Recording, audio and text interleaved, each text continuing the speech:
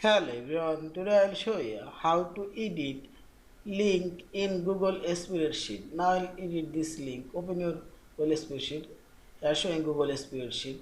Now here you will find this edit option, edit link. Now you can send this link name. I'll type here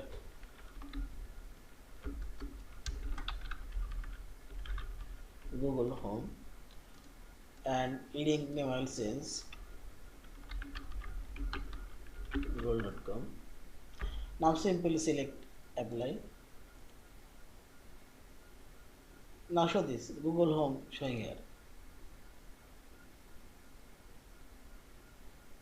See this. In this way you can change your hyperlink name and yeah. Thank you for watching. Please subscribe, like, share and comments.